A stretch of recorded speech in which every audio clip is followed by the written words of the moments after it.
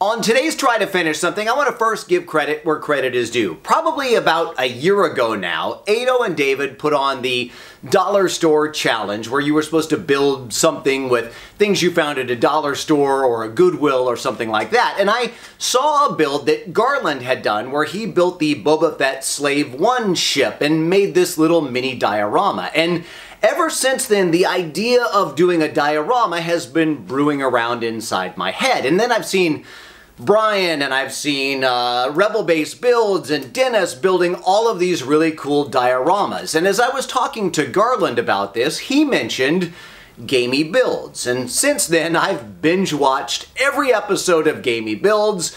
Boylai Hobby Time, I've watched all of those, and I really wanted to do my own diorama. And I was in Target, and I saw a figure in clearance. And I decided I'm gonna do a quick, easy build, and I'm gonna make my own diorama. Sorry for the interruption, it's future Shawn. Future Shawn might need to shave and maybe use some sunscreen, but it's past Shawn that's the bigger idiot because he thinks that this is gonna be quick. But we all know I'm going to obsess over every single detail trying to get this as perfect as I possibly can with my limited knowledge. But let's let past Shawn continue on with his fantasies of a quick build. We'll see what happens. Good luck, past Shawn. I'm gonna go away now. Might shave. Even as I said that, I started thinking to myself, every time I say something's gonna be easy, it's not. And I hope that wasn't just the nail in my diorama coffin. But a diorama is what I'm going to do on today's Try to Finish Something.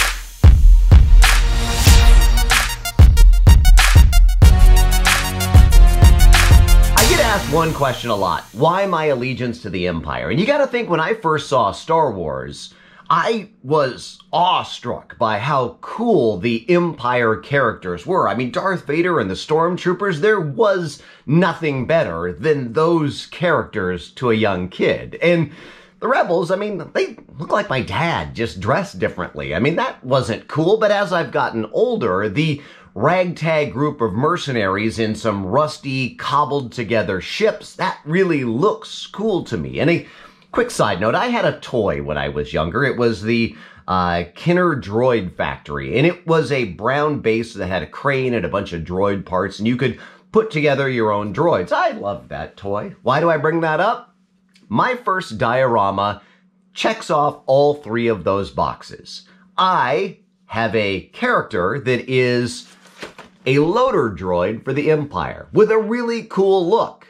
But this loader droid is inside with the rebels in a rebel room that looks like a rebel room, and it's a droid repair shop. I mean, this checks all of my boxes. This is the scene that I'm going to try and recreate from the Kenobi series on Disney+. The Ned-B droid repair shop room, and I'm going to try and get this as accurate as I can. But I'm going to try and keep this quick, as you can tell. I mean, even the intro has gone on long. But I'm going to take, and I am going to give my 6-inch Black Series Ned-B character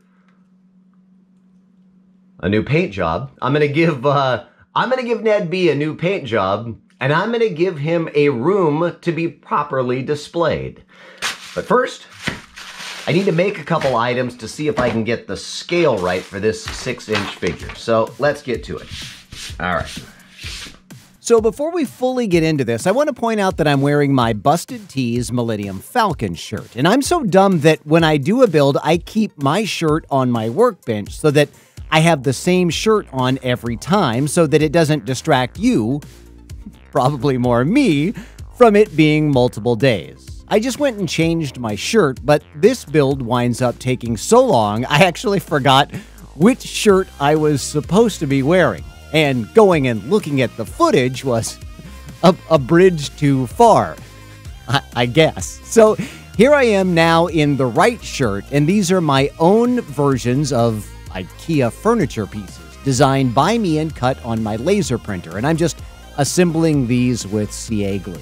I'm putting a table together to make sure that I have the scale of this diorama correct, and there are a few different types of tables in the screenshot, and the one that is even with Ned looks like it has like a diamond pattern wire mesh on it, and I'm taking this plastic screen and I'm adding mesh to this work table.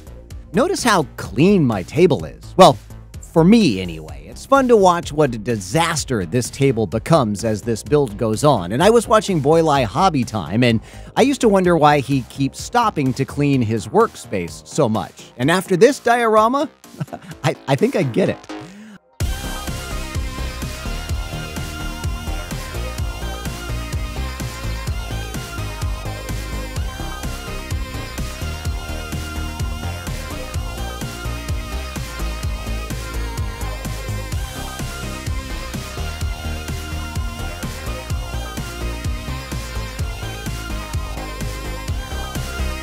I need to figure out the base and shape of this diorama for the recreation of my show scene. And I found this offcut from, I don't know, something I made. And I like the trapezoidal shape and the different angles on the sides. And I think this will work. And I'm using some offcuts to give me the width of the walls. And I'm just doing a rough sketch of how I want to design my layout. And after all of that, I actually like the other side better, and I'm sketching it out there again. Obviously, I'm going to have 3 walls, and I think I want a false wall in the back to add some depth behind those barn doors so that you can see something through that window. Yes, I am already overthinking this. I cut out walls and a door and just a few other things that I designed. Let's put a few of these things together with CA glue to try and recreate the doors in the back of the room that have so much stuff packed in front of them that they've become unusable. Actually, I can relate, Ned-B. I can relate. Originally, I was thinking of some overcomplicated track system that I was designing to be able to open these doors, but they aren't accessible on the show, so I decided why put that much work into it on the diorama. I had a bunch of these little binder clips somewhere that I was going to use to hold this together when I was gluing this, but I can't find them, so I'm just going to overkill this with large clamps. This will be the back wall of my diorama, and I designed it with a magnet hatch so that I can access the batteries, and we'll get to that a little bit later on. Come on, I had to over-design something since I wasn't doing that track system. Let's glue the doors in place so we can get to some building. Finally, I'm just trying to make sure that the order of operation is right so that I don't mess something up here.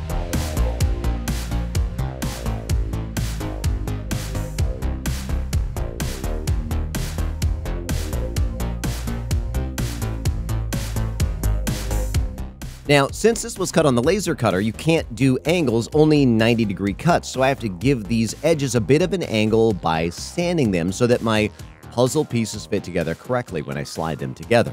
And I don't want to act like I'm some sort of big shot and I knew all of this going into it. I actually cut all of the pieces and couldn't figure out why I couldn't get the right outside angle of the walls and realized the interior angles had to also be sanded to make any of this work. I spent about a good hour trying to make this work. I don't want you to think that I'm actually smarter than I really am. Let's get to gluing all of this in place, and I'm still just using CA glue for all of this. Ooh, you get a better shot of my windows in the door here that I tried to make match those seen on the show. All right, walls are in place, and I printed more of my IKEA slot-together furniture and painted a few test pieces off camera. I actually showed those on my Instagram when I did them originally. The large assembled workbench on the bottom of the screen against the wall was actually a test piece that was a little too long, and I never planned on using it, but in the end, I figured why not.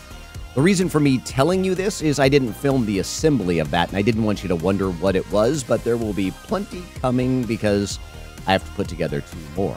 I really tried to recreate the look of them as seen in the show, and I designed them so that they slot and snap together. Crap.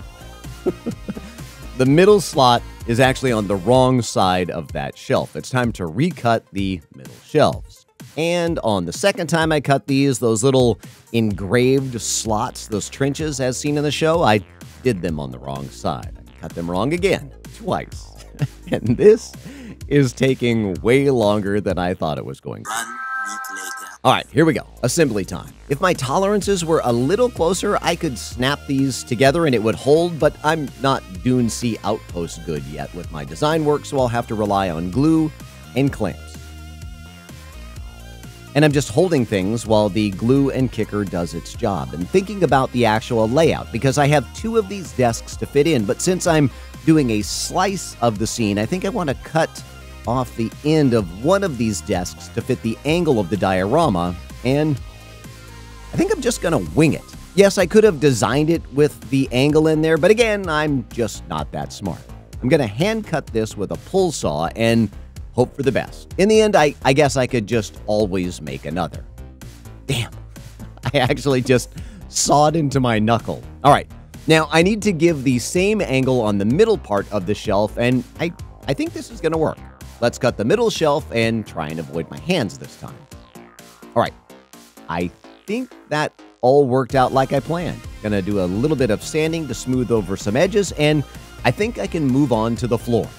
So in the shot here, there's this wooden plank area of the workshop, and the rest seems to be concrete on the floor. I'm gonna just do a quick layout and try and figure out how to give me some raised concrete to match the raised wood floor section that I'm going to put in. I'm going to just make this concrete out of a sheet of styrene.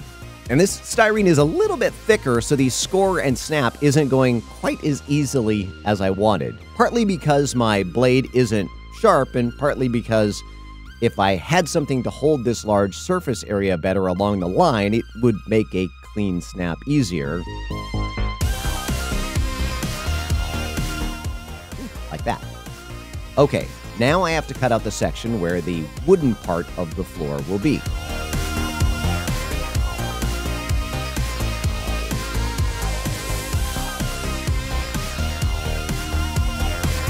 And I have my floor layout.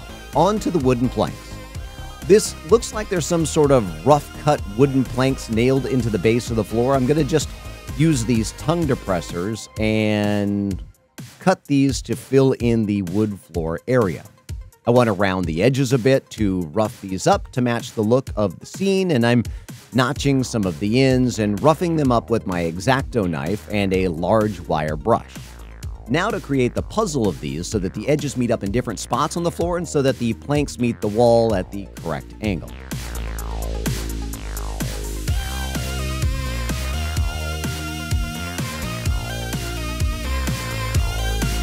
Now, before I glue those down, I want to work on some detail pieces that may not be accurate, but you really can't see it in the shot. So I just want to play around a little bit and give some character to the walls, and I think that this back wall needs a wall panel that will open and supply power to this door. I'm making a tiny Kelly Stern wall panel using laser cut pieces, scrap, and just some styrene. I want to make a little scomp link, and I'm cutting out a circle, which actually isn't easy on styrene. I'm basically just making a tiny little oddly shaped bow tie that will go into the recessed part of this.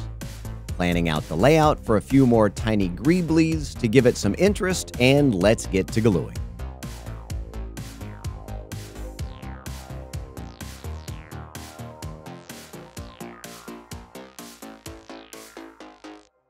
Okay, now outside to give it a base coat of color, taped it to one of my offcuts, and I gave it some rust, brown, and black spray, and I'm just gonna give it some brush painted detail to add weathering and interest.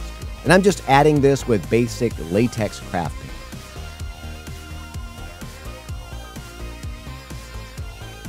paint. Ugh. Yes. I did just clean my brush by sticking it in my mouth. And I did it again. And at least one more time. I honestly didn't even realize I was doing this. Watching the dumb things you do back on camera when you have a YouTube channel is really fun. I'm just adding rust drips and chips and weathering to this panel, and I'm adding some of that chip texture by using an alligator clamp and a piece of sponge to give me tiny irregular spots of color. Again, no one will ever see this, but I am glad I just didn't catch myself sticking the entire sponge to clean it into my mouth. I found this little piece of weapon that was broken, but I painted it black and it'll make a nice antenna thing on the side of this panel once glued to the side.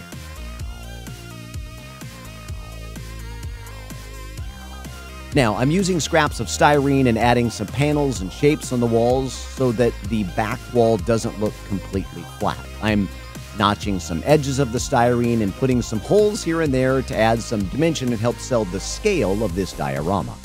And yes, most of this will be covered by the bench. So this part I am going to obsess over. You can really see the mechanical workings of the door track, and I want to try and create that mechanical feel at my scale, so I'm cutting a lot of styrene pieces and gluing and sanding and really trying to add a lot of detail to this. I took these little beads from my daughter's bead collection because I like the angular shapes, and I think these will make good wheels or, I don't know, giant bolts or whatever it is that I see in this scene on the door. Just trying to glue all these little tiny parts together without attaching me with super glue to everything on the desk. Now, to add these barn doors and give it the look I want. By the way, that little thing glued to the wall in the bottom corner by the door will be hanging bundles of wire, and we'll get to that later. But first, this obsession over the door rail rolling system. Glue all of this on with CA glue as well. And I'm just blotting the glue to get less squeeze out because my Bob Smith super glue is so crusty on the ends, it's hard to get the correct amount to come out. Now on to some over-scavenged model sprues to see what I can find. I would like to find some greeblies that, I don't know, look like antennas or some lever-like pieces to add to that flat panel in the corner on both sides. Why? I don't know. Ooh, these are the automatic returns for the doors. If they're open too long, these push the doors back into the closed position, hiding the Rebel escape tunnel. Huh? Not bad for on the spot. Okay, a few extra greeblies added. I'm trying to stop so that I don't go overboard because the screenshot looks fairly basic and simple. Before I can finish working on the floor, I'm going to texture the back and side walls with acrylic paste. This is kind of like fancy, expensive spackle. In the shots, this looks like the walls are kind of concrete or something like that, and I'm just adding a bit of texture to the walls that will help grab the paint washes when it dries to give me that non-smooth looking walls that I am looking for. I'm just stippling it on with a chip brush and trying to make sure that it looks random. Now that it's dry, I'm going to knock down the high spots with sandpaper and shoot it outside with paint. It's funny, for some reason I thought that doing a diorama would be fast. Yeah, that is really funny. I'm literally outside watching paint dry right now. I sprayed it with slate gray, dusted it with a brown and black, and now I'm doing a few washes of color to help weather the walls. I'm also spot painting a few areas with solid color, adding small chips of paint and doing some rust drips here and there. And I've been watching gamey builds and a lot of other channels like that, and they use such quality, tiny, fine brushes, and I just don't have those. I'm just using craft store multi-pack box of brushes and just doing what I can. I'm adding some dry brushing and anything that I can to call out some of the detail and add scale to all of this. I'm mostly just using acrylic paints, but every now and then I do throw in some water-based oil paints in the places that I would like to look more greasy. And if you watch my channel at all, you know that I like things dirty, and it's probably becoming more apparent why I chose this scene and this location. I am texturing my concrete floor section the same way as I did the walls, and I will also shoot that with the same paints as well. And I have to say I am really liking the way that this is coming out, but I think if I do another diorama, the next one might have some more organic shapes and maybe, I don't know, maybe an outside scene. I'll have to wait and see what I think when I'm done with this one. The floor is now painted and installed as well, and it's time for the wood planks. I'm just going to use wood glue for this so I can get better coverage and make sure that these are going to stay put. I did number the wood planks to make sure that I knew where they went back in. It's like the world's most boring puzzle. Now, to add some stain and discolor the floor a bit to make it look like a grimy droid repair shop. I am using some stain and applying it here and there and then wiping with the grain of the wood of the planks to drag it out so that it really has a pronounced wood grain. In some places, I will leave a darker spot on a little bit longer to give me knots in the wood. Now, I have it all covered, and I'm adding oil spills and life that happened and covered the wood and the concrete. So I have this wall panel that no one will ever notice without light. I can't have that. I bought a few different size LEDs, and I'm going to wire these into the panel and through the wall. Now, I do have the work desks painted, and you can see in the shot here there's a bar that runs just under the top shelf in the picture, and you didn't think I overlooked that detail, did you? I am using styrene dowels that the desk was pre-built to thread through. Just have to cut each to size and place into the pre-made holes. Now, the next obsession is these desk lamps. They are tube-shaped, and I have these clear plastic flexible tubes that one of my supporters, Kyle Bullard, sent me, and I have an idea how to turn these into this same kind of desk lamp. First, I'm going to cut them to the length that works for the scale, and I need to force some LEDs into the end by applying a little bit of heat. Force it in and allow it to cool. I'm going to drop a few different colors of dye down into the tubes to weather the plastic and dull the light down just a little bit. Now, in my tool head build, I made a little A-shaped holder to hold and mount some LEDs, and I'm now doing the same thing again. I painted them black, and I thread the ends into each side so that I can mount this light to the underside of the desk. I just want to weather these a little bit more before I glue them in. These will all get glued into place, and the great news is there is wire everywhere in this diorama, in this scene, so disguising the wiring for these should be very easy to do. I just need to make sure they still work, and they do. Oh, you can't see, but trust me, they do still work. Now, on the less angled side, I actually don't want to hide the wires. I want to create some little brackets and mount the wiring to the wall like you would plumbing pipes and wiring in an industrial building. I cut these little styrene strips and I laid them on some tape with some similar sized Allen wrenches, and I'm just heating it with a heat gun and letting the styrene shape to the wrench, and now I have this little U-shaped hump to hold the wires to the wall. I had drilled a hole in the wall, and I'm using a gas tank from a model tank kit, and I'm drilling a hole into it, and I'm going to feed the wires through it and attach the gas tank to the wall to look like, I don't know, some sort of plug or something that the wires are running into. Again, this is all detail that we know it's there, but it will never, ever be seen. It'll be our little secret. Again, this is why it is taking me forever to finish this diorama.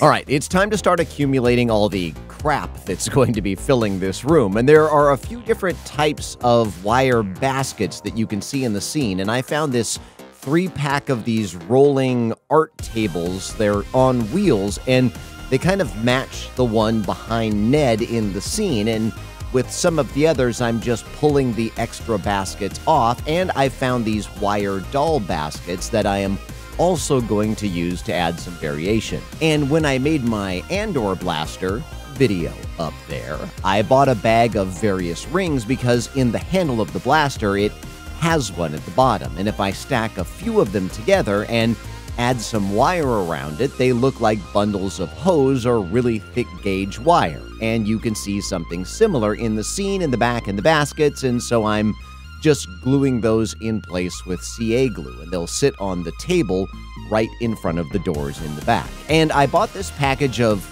I have no idea what, they're clipped together shapes. I bought them at the dollar store, which, by the way, is not $1 anymore. I will paint those up and use them for pistons and different things. Ooh, and these terrible action figures are also from the dollar store. These are just the accessories, but I'm going to shoot those with paint and weather those as well. I'm just going to add them to this scrap of wood and give them some paint. Now, I have to start figuring out where I'm going to start putting all of my desk junk in this diorama. Speaking of which, you notice my workspace is looking more like the scene as the days go on and on and on. Now, I need some interesting plastic boxes and shapes below the desk, so I'm pulling apart some electronic boards and pulling off some small bits as desktop scrap, and I like the shapes of these plastic housings, and with a bit of shaping and sawing, I can probably paint these and use these under the desk. All right, more Dollar Tree parts and figures, and I need to have droid legs and arms hanging from the rafters, I'm assuming, because you can see them in this shot, and the ceiling can't be that low. So I want to make a rafter and hoist system for the roof. You obviously don't see it, but you do see the legs hanging there, so I get to be creative. I'm going to glue 2 of these fire engine ladders together from the dollar store and making a seat of a car from the dollar store into the system that holds the parts up and out of the way. All of this plastic is different types of plastic, but I'm finding that a bit of CA glue and baking soda works to lock all of it in place. I added a few tank parts and some other things to make this look functional, and after a few colors of spray paint and scratching to the under layers of paint so that I get some chipping, it, I don't know, looks like it kind of belongs in the diorama to me. That will get mounted over here above the desk. And in a past video, I had mentioned that I will sometimes buy Black Series figures, not realizing that I already have them. Sorry, it's part of my obsession. And I wind up with duplicates, and I had a duplicate of a K2 figure that gave his life to become spare parts for the scaffolding here. I'm using very thin gauge wire and drilling holes into the parts and wiring it to the scaffolding, letting pieces of the wire hang and loop down to look like cables. I also had a second Forlom droid that is going to get sacrificed because it has some cool looking 3PO type droid parts, but I first need to permanently affix all the tables in place and get my layout finalized, and then I will weather it once it's in its final resting place. Now, this helmet is one of the things that I wanted to make sure that I really focused on. I lost all of the footage to making it, but it was sculpted in clay, and then I used the dental vacuformer that I was able to purchase thanks to my Patreon members, and I did a pull over the clay buck to make this helmet. Now, Forlom over there to the side is taking a very, very hot water bath. This will soften up the rubber joints and allow me to take him apart. I watched some of the figure modding channels on YouTube, and this is how they do it so they can put it back together. Second part of that equation is not in store for him today.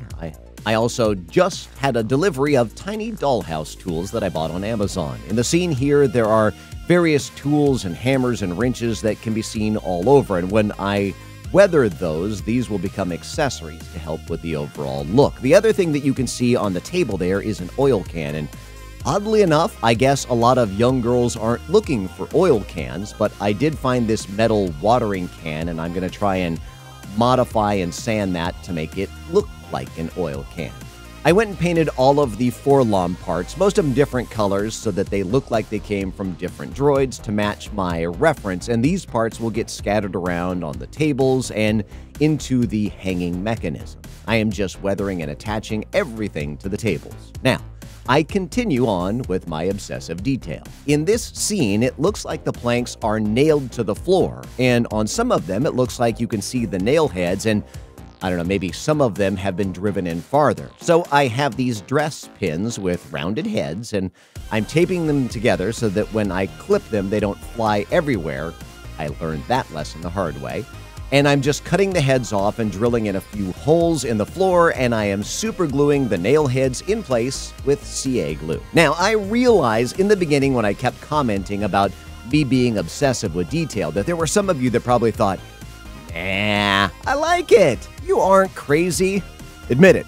Now, you're starting to wonder. And by the way, the glue in the bottom of the soda can to dip in my parts, that was an Adam Savage idea, and it actually works great. I'm now using a fine tip marker to weather the heads of these nails so they aren't too shiny. And when I was cleaning up my table, I found this David White of Whitey's Wicked Workshop rocker switch that I want to somehow get into this diorama as a hidden Easter egg. And I'm also going through some pen and mechanical pencil parts to try and make some Star Wars tools to add to the tables.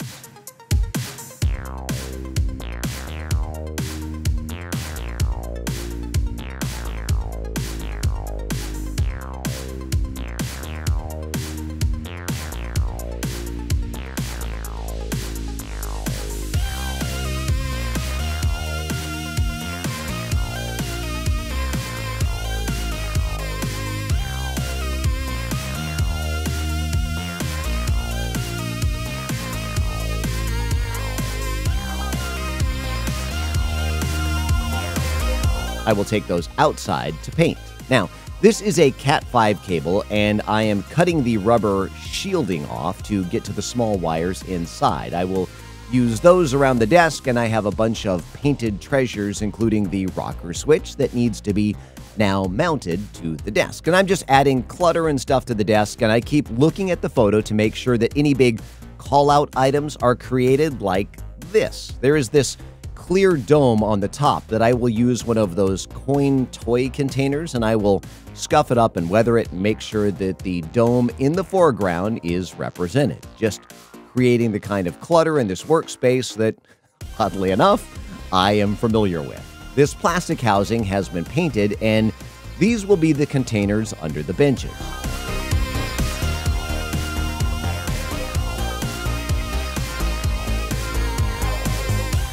Time for a bit more weathering in place, and then I will move on to the electronics for this, having everything routed to the back. But before I complete that, I do want to add 4 lights to Ned. He needs glowing eyes and a tiny red and yellow nano LED on his chest, so it's into the hot water bath for Ned. This time, I will need to put him back together, so I have to be a bit more careful. I have his eyes drilled out, and I am just running the wire. And I did notice my shirt is different because I forgot which one I was supposed to be wearing. All right, one eye is working. Now to do the other, and the same thing with 2 more lights on his chest.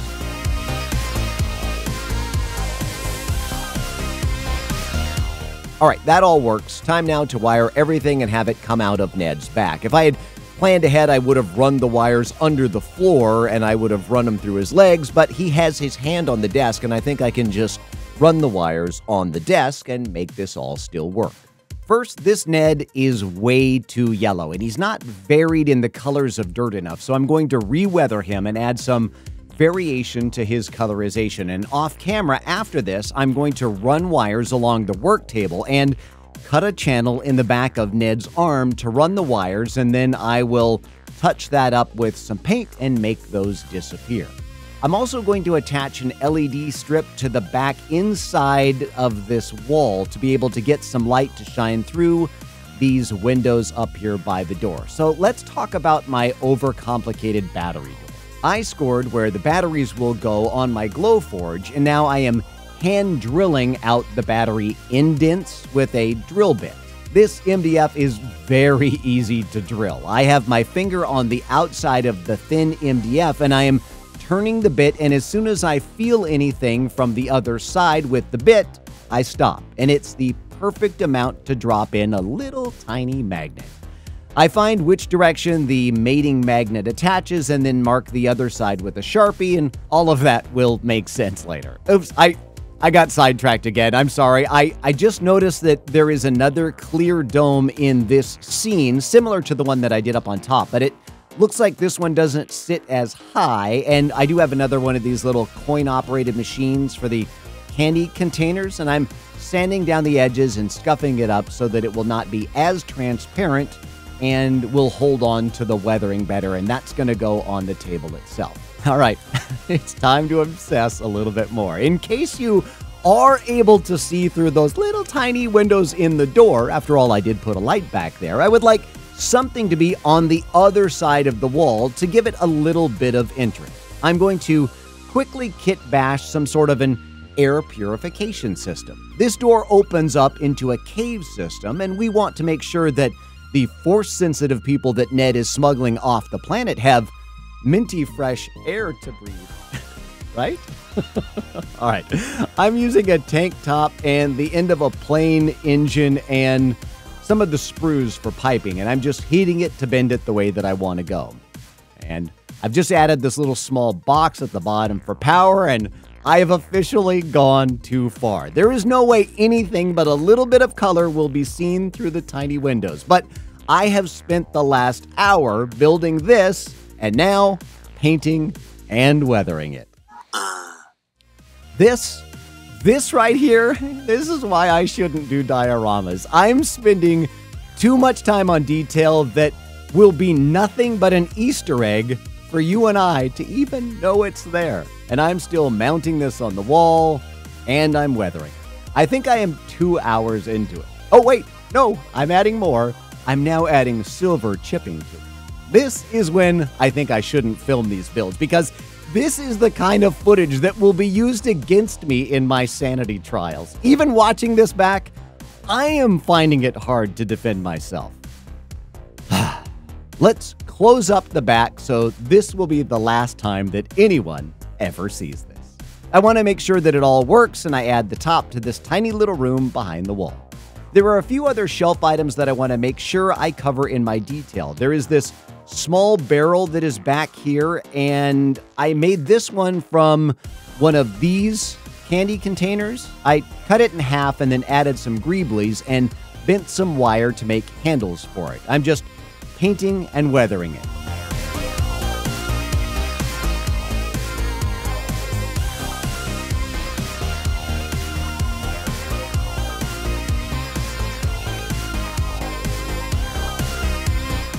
And there are what looks like a variation of IG-88 heads on the top shelf back there in front of the barrel that I'm making. To me, they look like a different style of jet engine parts. So in my IG obsession and finding the correct IG Rolls-Royce combustion chambers, which are super expensive when they pop up on eBay, I have found other jet engine parts that look similar, and those look like this one, maybe right here. So I sent some pictures to David White, and he is modeling them as we speak. I am 100% sure that he is regretting getting involved with me in this, because he was super busy and was like, yeah, well, I guess I can do something really quick. I'll model a few droid legs and some heads to scatter around. And then I asked him for these heads too, and then I kept asking him to make changes to it. But I cannot wait to get them. And then there's also this. It's what looks like a floor space heater tower on the top shelf behind the barrel that I just made. I'm going to make that using part of this plain model kit and a print failure of my Mandalorian bullet castings that go in my side sash. I think they will work and add some dimension to the interior of this. I'm just using CA glue and baking soda, again, since these are different kinds of plastic and I need everything to stay together. I think the last bits of stuff are now on their way from Whitey's Wicked Workshop. And as I add a bit of weathering and some detail painting to add scale to this, I have a question. I'm not sure that I did this right.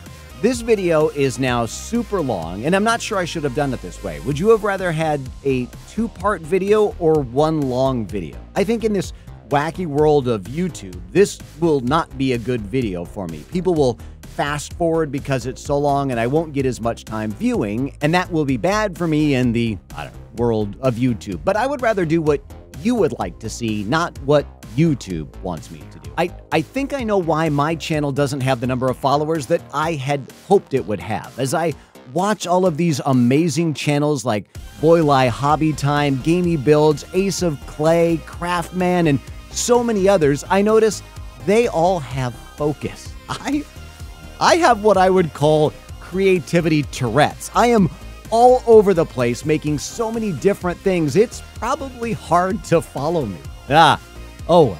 Ooh, speaking of shiny things that divert my attention, I just got a package. I bet this is from David. So this is exciting. My package came from Whitey's Workshop. Inside, ooh, there's fun stuff in here. Some of David White's new switches. Those are exciting. Ooh, two of those. Oh, I bet you these are the ones that light up with colors. Oh, one of his buttons. His big red buttons. All right. This is the package of goodies. What we got here? Oh man. Oh, this is so good. All right, so he's got, let me set this down here. I've got 1, 2, 3, 4, 5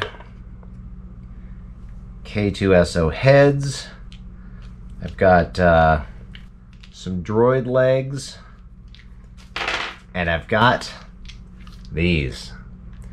These need to get painted, and they go on this back shelf here, which, as you can see, are represented there. Just a couple legs here, a couple legs up there. All right, time to get some painting, because these all need to become the next and last phase of this diorama. God, can't wait to find a use for these switches, David. Whitey's Wicked Workshop. David White is an amazing guy, and I cannot wait to find a use for those. All right, let's see. Let's get moving.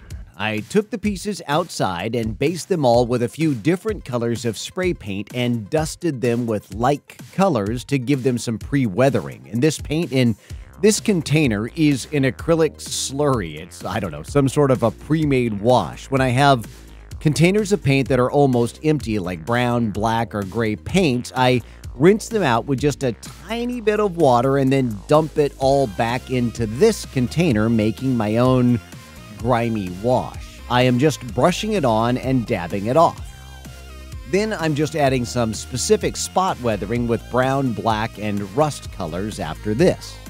With these droid heads, I am weathering them the same way, first with my wash, but not only am I dabbing the paint, but sometimes I am dragging the paint down to give me tiny little streaks and drip effects on these heads, using the rust, brown, and black mix, dabbing on the smallest amounts of paint and then wiping it back off in a downward motion with the same brush. So basically, I'm just dry brushing in a downward motion.